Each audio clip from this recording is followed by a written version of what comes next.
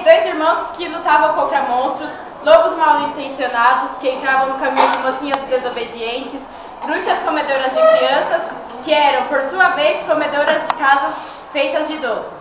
Era uma vez os irmãos Grimm.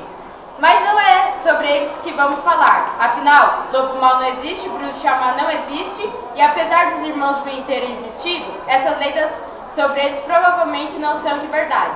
Mas no nosso mundo, no século XXI, existem outras ameaças, como por exemplo, o preconceito, a violência e a violência. Ameaças com as quais os irmãos Grimm estão acostumados a lidar.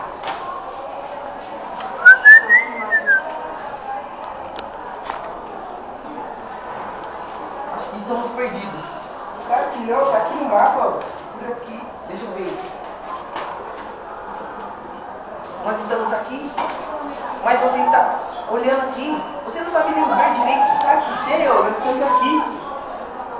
Você estava olhando aqui, você está errado. Não sabe nem ler. Estamos perdidos agora. Agora, você está perdido. Não me empurra. Empurra outro. Anda mais devagar. Olha aquela gata. Vamos conversar com ela. Oi, gata. Tudo bem? Eu não consigo filmar direito, velho. Ó, você tá perto da câmera, frutão.